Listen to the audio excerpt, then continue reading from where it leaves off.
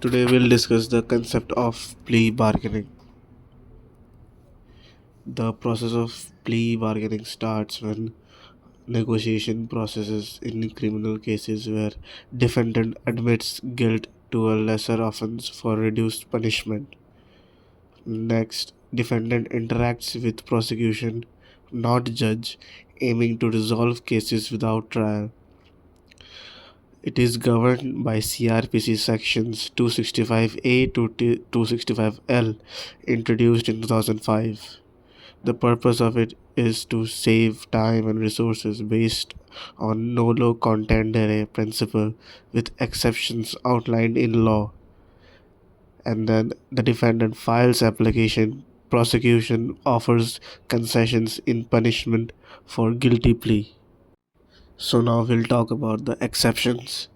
The exceptions are offenses punishable by death, life imprisonment, or imprisonment exceeding 7 years, crimes against women and children under 14 years old, crimes affecting a country's socio-economic condition like food alteration or money laundering, and fourth, if a person has a prior conviction for the same offense or filed the plea application involuntarily, the court can proceed according to the law from that point. So now we'll talk about examples of plea bargaining. Reduction of charges. Defendants may plead guilty to a less severe charge than the original accusation, done to receive a lighter punishment. For example, pleading guilty to simple assault instead of aggravated assault for a reduced sentence. Second, dismissal of charges. Defendants may plead guilty to a lesser offense or accept a reduced sentence. Certain charges may be dismissed as part of the negotiated agreement. For example, pleading guilty to one count of theft while having other charges dismissed for a shorter sentence. And third, recommendation for specific sentence. Prosecution can suggest a specific sentence if defendant pleads guilty. For example, defendant pleading guilty to embezzlement charges may receive probation upon making complete restitution. Now we'll talk about the history of plea bargaining in India in very brief manner. Uh, India's legal system evolved over ancient and medieval eras, utilizing methods like arbitration and mediation for dispute resolution. British colonial rule brought significant changes, incorporating elements of British common law but without formal plea bargaining. Modern concept of plea bargaining originated in the 19th century, influenced by the American judiciary. India initially relied on the jury system until the 1960s when legal representation became permissible.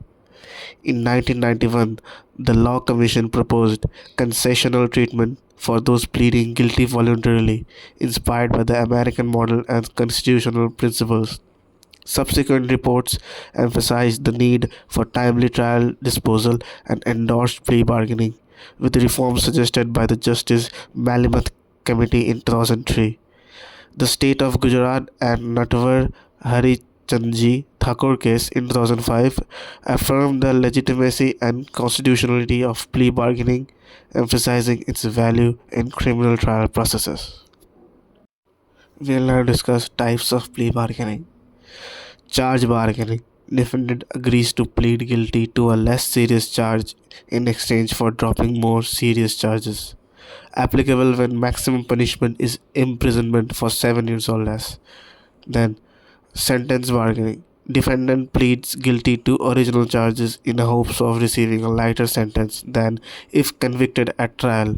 Third, fact bargaining. Defendant and prosecution agree on specific facts or evidence to present or omit at trial, not favored by courts, can impact case strength. Fourth, count bargaining.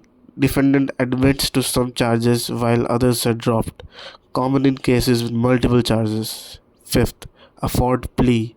Defendant maintains innocence but acknowledges prosecution has enough evidence for conviction, allows plea deal without admitting guilty explicitly. Sixth, no contest plea. Defendant neither admits nor denies guilt, treated as guilty plea for sentencing but can protect defendant from civil liability. Now we are going to talk about legal provisions for plea bargaining. So, under the CrPC, a specific chapter was added in 2005 to introduce plea bargaining in the Indian legal system.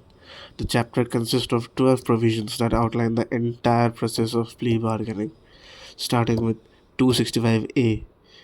So, 265A talks about plea bargaining is allowed when a report is filed under Section 137 of CrPC or a magistrate takes notice of an offence. The magistrate examines the complaint under Section 200 of the CrPC and issues the process under Section 204 for offences with punishments less than 7 years of imprisonment. However, plea bargaining cannot be used for offences affecting the nation's socio-economic condition or those against women or children under 14 years old. The central government will define the crimes impacting the country's socio-economic status under current laws. Then 265B talks about the individual seeking to utilize this plea must submit an application to the court where the trial for the offense is ongoing. Then 265C talks about if the court determines that the plea bargaining application was filed willingly in a case initiated by a police report or otherwise, it will notify the parties, including the public prosecutor and police officer if necessary, to attend a meeting and conduct a mutual settlement discussion. Throughout this process, the court must ensure that all parties participating in the meeting are doing so voluntarily.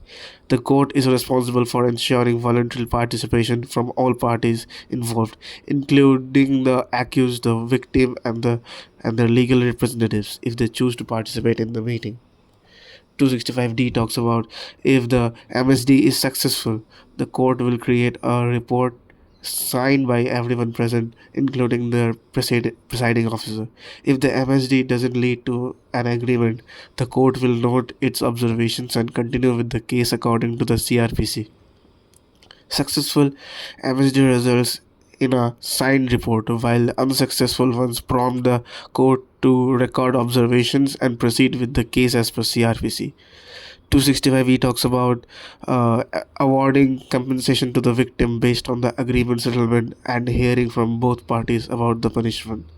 If there is a minimum punishment clause for the offense, the court will sentence the accused to half of that minimum punishment. In some cases, the sentence may be reduced to one-fourth of the provided or extendable punishment for the offense. 265F talks about the court must give its decision in public and presiding officer of the court will sign the judgment. 265G, the court's decision is final. There can be no appeal against the judgment in any court except through a SLP under Article 136 or a writ petition under Article 226 and 227 of Constitution. 265H talks about the court has all the necessary powers to carry out its duties under this chapter. This includes granting bail, conducting trials for offences, and managing other aspects of a case resolution as outlined in the CrPC. 265I talks about the rules of Section 428 of the CrPC. The time the accused has already spent in detention will be deducted from the prison sentence. This works similarly to how it's done for imprisonment under other parts of the CrPC. 265J talks about the conflicting rules in other parts of this code. Also, no interpretation of the rules in this chapter will be restricted by those conflicting rules. 265K. The statements or facts provided by the accused in the plea bargaining application cannot be used for anything other than the purposes of this chapter. 265L. This chapter does not apply to any young person defined in the Juvenile Justice Act 2000. So now we'll talk about the advantages of plea bargaining.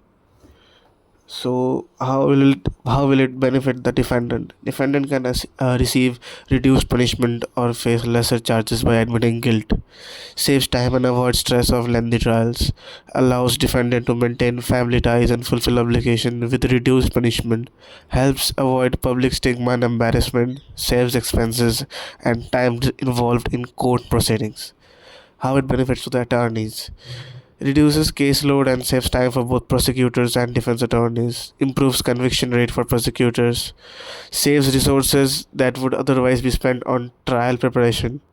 Benefits to the judge: shortens trial duration, saving time for judges, reduces court caseload, saves resources and time by avoiding lengthy trials. Benefit to the victim: provides certainty of guilt and relief from anxiety about receiving justice, reduces mental stress and trauma for the victim.